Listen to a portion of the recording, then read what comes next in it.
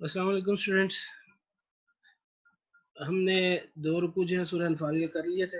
دن میں نے آپ کو بتایا تھا کہ اسلامیات کے جو ہے وہ 3 سیکشنز ہیں ہمارے، قرآنی آیات کا ہے، حدیث سیکشن ہے، اور پھر لاسٹ میں ہمارا موضوعاتی مطالعہ جو لانگ کوسچنز ہیں وہ ہوں گے۔ تو 2 رکوع ہم نے کر لی ہیں۔ اب ہم آج پہلی حدیث جو ہے وہ اس کو دیکھتے ہیں۔ آپ کے بک ایک جو ہے وہ ایک اسکرین شاٹ جو ہے وہ میں نے لیا تھا، پیج نمبر 49 کا، یہ حدیث نمبر 1 ہے۔ آپ بک سے بھی میچ کر سکتے ہیں، بک سامنے رکھ لیں، وہاں سے پڑھتے جائیں، میں یہاں سے اس کو ریڈ کرتا جاتا ہوں، آپ کو سمجھاتا جاتا ہوں۔ چلیں اسٹارٹ کرتے ہیں۔ اعوذ باللہ من الشیطان الرجیم، بسم اللہ الرحمن الرحیم۔ افضل الاعمال لا الہ الا اللہ وافضل الدعاء الاستغفار۔ الافضل فضیلت والا، سب سے زیادہ فضیلت والا، الاعمال عمل، عمل کی جمع ہے، اعمالوں میں سب سے زیادہ فضیلت والا عمل، اعمال مراد کام، لا الہ الا اللہ کہنا، سب سے بہتر کام کیا ہے؟ لا الہ الا اللہ کہنا۔ وہ افضل الدعائی، اور فضیلت، سب سے زیادہ فضیلت والی دعا، بہترین دعا، الاستغفار، استغفار ہے، اپنے گناہوں کی توبہ کرنا ہے۔ تشریح: حضور اکرم صلی اللہ علیہ وسلم کی اس حدیث مبارکہ کے 2 حصے ہیں۔ پہلے حصے میں اللہ تعالیٰ کی توحید کے اقرار کو سب سے زیادہ فضیلت والا عمل قرار دیا گیا ہے، جبکہ دوسرے حصے میں استغفار یعنی حضور اللہ کی حضور اپنی غلطیوں اور گناہوں کی معافی طلب کرنے کو سب سے فضیلت والی دعا قرار دیا گیا ہے۔ جی، سب سے بہتر کام کیا ہے؟ اللہ کو ایک ماننا، توحید کا اقرار کرنا کہ اللہ ایک ہے، اس کا کوئی شریک نہیں۔ توحید سے مراد کیا ہے؟ کہ اللہ ایک ہے، اس کا کوئی شریک نہیں، نہ اس کا کوئی باپ ہے، نہ کوئی اس کی ماں ہے، نہ کوئی اس کی اولاد ہے، وہ اکیلا ہے، وہ یکتا ہے، سارے جہانوں کا مالک اللہ تعالیٰ ہے، کسی قسم کا کوئی بھی اس کا شریک پارٹنر نہیں ہے۔ یہ توحید کہلاتی ہے، وحدانیت جس کو ہم کہتے ہیں، اللہ کو ایک ماننا۔ تو دنیا کا سب سے بہتر کام کیا ہے؟ اللہ کو ایک ماننا ہے، اللہ کی یہ وحدانیت کی گواہی دینی ہے، لا الہ الا اللہ کہنا ہے، اس بات کو پر ایمان رکھنا ہے کہ وہ ایک ہے۔ اور دوسرا کیا؟ بہترین انسان ہے، انسان سے غلطی ہو جاتی ہے، کوتاہی ہو جاتی ہے، تو اپنے غلطیوں کی معافی مانگنا اللہ کو بہت زیادہ پسند ہے، کہ انسان سے جو غلطی ہوتی ہے، انسان اس غلطی کی جب معافی اللہ تعالیٰ سے مانگتا ہے تو اللہ تعالیٰ اس کو بہت پسند کرتے ہیں۔ یہاں تک یہ کہا جاتا ہے کہ حدیث شریف میں، ایک اور حدیث شریف ہے، اس کے مفہوم یہ ہے کہ انسان جب تک اس کو جب انسان کو موت آتی ہے نا، تو اس وقت ایک ہچکی آتی ہے، اس کو غرغرہ کہتے ہیں، کہ اس وقت بھی اگر اللہ سے اپنے گناہوں کی معافی مانگ لینا تو اللہ اس کے گناہ معاف کر دیتا ہے۔ تو ہمیں اللہ سے اپنے گناہوں کی معافی ہر وقت مانگنی چاہیے، کیونکہ ہم سے ہر وقت گناہ ہوتے ہی رہتے ہیں۔ ہم بیٹھتے ہیں تو کسی کی غیبت کر دیتے ہیں، ہم بات بات کو جھوٹ بول دیتے ہیں، ہم ہنستے ہیں، مذاق اڑاتے ہیں دوسروں کا، دوسروں کی تضحیق کرتے ہیں، غلط بیانی کرتے ہیں۔ تو یہ سارے کام، اور کئی ایسے کام ہوتے ہیں جو ہمیں پتہ بھی نہیں ہوتا ہم گناہ کر رہے ہیں، اور وہ گناہ ہوتا ہے اس طرح سے۔ تو لہٰذا ہمیں جو ہے وہ اپنے گناہوں کی معافی مانگنی چاہیے۔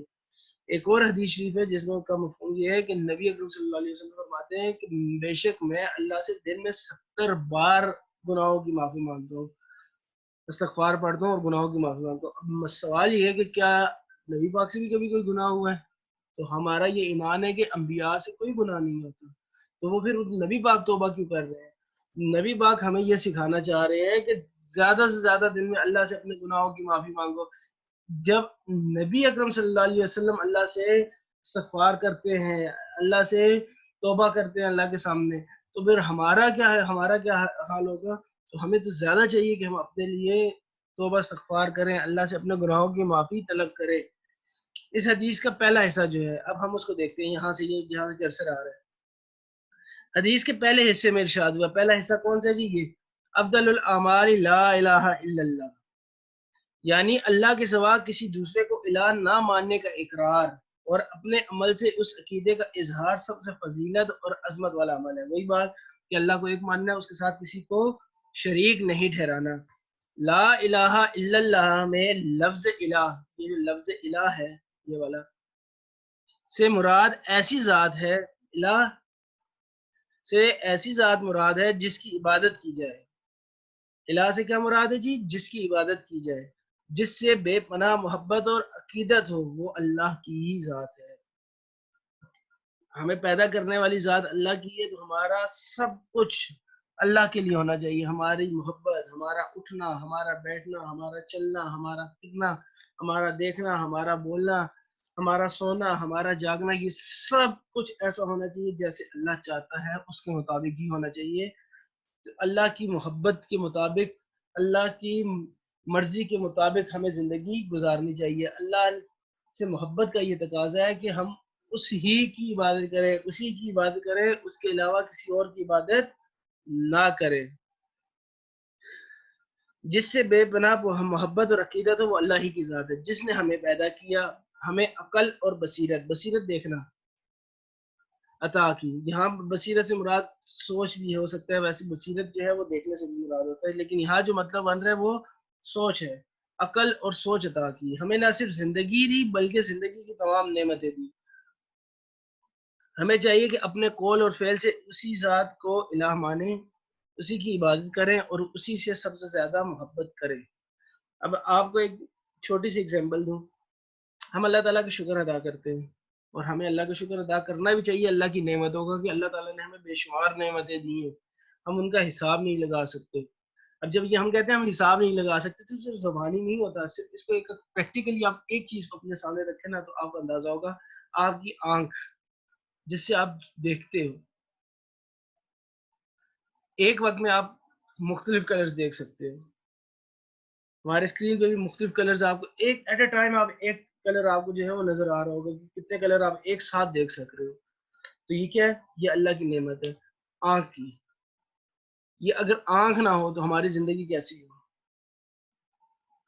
سوچ سکتے ہیں کہ ہم بالکل ایک مختلف زندگی گزار رہے ہوں.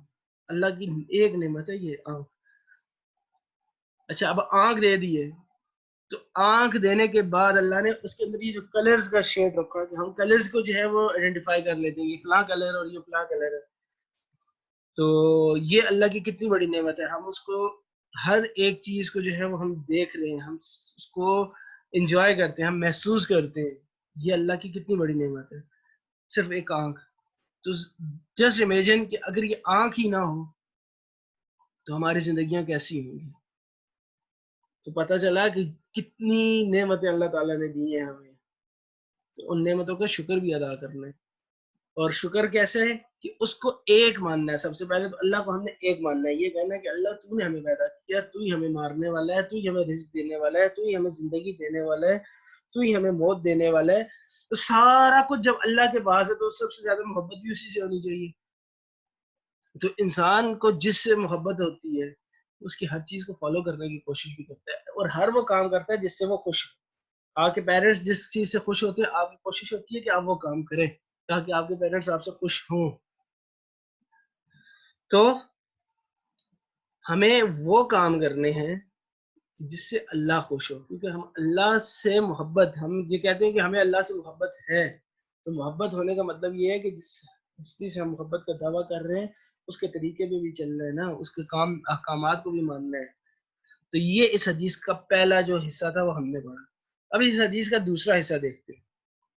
حدیث کے دوسرے حصے میں ارشاد ہے افضل الدعاء الاستغفار، یعنی بہترین دعا اللہ سے اپنے گناہوں اور نافرمانیوں کی معافی مانگنا ہے. انسان بعض اوقات دنیا کی ظاہری رنگینیوں میں کھو کر اپنے خالق و مالک کی رضا کے خلاف کسی غلطی یا گناہ کا ارتکاب کر بیٹھتا ہے. لہٰذا اللہ کو الہ ماننے کا تقاضا یہ ہے کہ انسان اپنی غلطی یا گناہ پر نادم شرمندہ ہو. آگے ایسے اس کو دوسرا دیا ہوا بھی ہے، نادم اور شرمندہ ہو کر اللہ سے معافی مانگ لے، کیونکہ اخروی آخرت نجات اس وقت تک ممکن نہیں جب تک اللہ تعالی ہماری غلطیوں اور گناہوں کو معاف نہ کر دے. اور اب اگر کوئی اللہ کی نگاہ میں پسندیدہ اور محبوب بننا چاہتا ہے تو اسے چاہیے کہ چلتے پھرتے اٹھتے بیٹھتے دل و جان سے لا الہ الا اللہ اور استغفر اللہ کا اظہار کرتا رہے. جی، تو وہی بات کہ ہم نافرمانیاں کرتے ہیں، ہم گناہ کرتے ہیں، ہم جس دنیا کے چکر میں پڑ کے شیطان کی باتوں میں آ جاتے ہیں، شیطان ہمیں بہکا دیتا ہے. تو ہم نے شیطان کی باتوں میں نہیں آنا، ہم نے رحمان کی باتوں میں آنا ہے، اللہ کی باتوں کو ماننا ہے، اللہ سے اپنے تعلق کو مضبوط کرنا ہے، اللہ کے قریب ہونا ہے، اللہ کا قرب حاصل کرنا ہے، تاکہ ہم دنیا میں بھی کامیاب ہوں اور آخرت میں بھی. کیونکہ دنیا کے بارے میں ہے کہ دنیا میں ہم جو کر رہے ہیں یہ دارالامتحان ہے، امتحان دینے کی جگہ. جیسے ایگزامینیشن ہال میں ہم ایگزامس دیتے ہیں، پیپرز دیتے ہیں، دین ریزلٹ آتا ہے. تو یہ دنیا بھی ایک سمجھ لو ایگزامینیشن ہال ہے. یہاں اللہ نے ہمیں بھیجا، وہ ہم سے ایگزام لے رہا ہے، امتحان لے رہا ہے کہ کیا ہم اس امتحان میں کامیاب ہوں گے یا نہیں. اور رزلٹ کب ہوگا؟ وہ ججمنٹ ڈے جو ہوگا، قیامت کا دن جو ہوگا، جس دن ہمارا رزلٹ جو ہے وہ اناؤنس ہوگا. تو اچھے کام کی ہوئے تو ریوارڈ میں جنت مل جائے گی، برے کام ہوں گے تو سزا میں جہنم مل جائے گی. تو کیا اپنے گناہوں کی مسلسل اللہ تعالیٰ سے معافی مانگتے رہیں. اگر ہم کامیابی چاہتے ہیں تو کامیابی ہمیں ملے گی اپنے گناہوں سے معافی مانگنے سے. اللہ کے قریب ہوں گے، جب اللہ کے قریب ہوں گے تو اللہ اپنی بے شمار نعمتیں ہمیں دے گا، اور وہ نعمتیں جس کا ہم سوچ بھی نہیں سکتے، وہ نعمتیں اللہ کی طرف سے ہمیں عطا کی جائیں گی. تو یہ پہلی حدیث تھی جس کا ہم نے ترجمہ اور تشریح جو ہے وہ پڑھا ہے آج.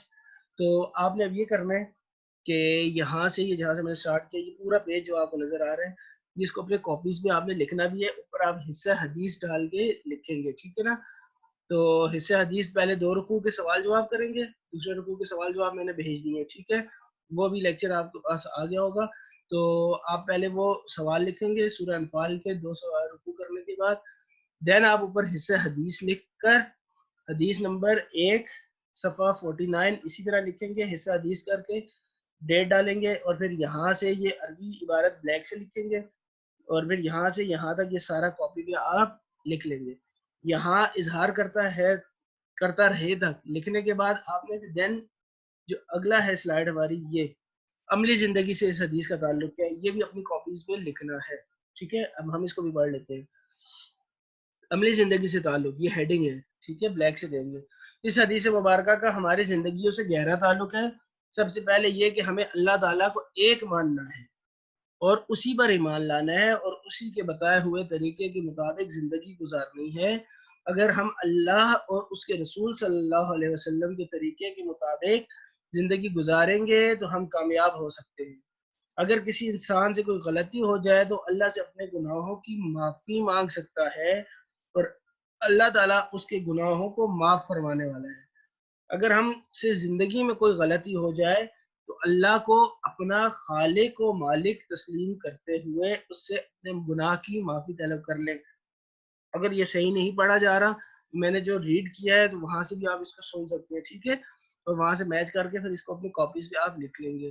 تو وہی اس پوری حدیث کی جو سمری تھی، خلاصہ تھا، وہ یہاں بیان ہوا کہ ہم نے اللہ کو ایک ماننا ہے، اس کے بتائے ہوئے طریقوں پہ چلنا ہے، اپنے گناہوں کی اللہ سے معافی مانگنی ہے، اور معافی اس لیے مانگنی ہے تاکہ ہم دنیا اور آخرت دونوں میں کامیاب ہو سکیں.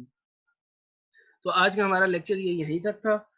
اب ہم نے 2 رکوع کر لیے ہیں، ان کے کوشچن آنسرز کر لیے ہیں، اور ایک حدیث کر لی ہے. یہ آپ لوگوں نے کاپی پہ لکھنی ہے، یہ والا اس کا حصہ بھی اور یہ والا بھی، دونوں. اور اس کے بعد اب ہم جو ہے وہ موضوعاتی مطالعہ کی طرف جائیں گے، اور اس کے جو ہے وہ ہم کوشچن آنسرز کریں گے انشاءاللہ. وہ ہم نیکسٹ لیکچر میں سٹارٹ کریں گے.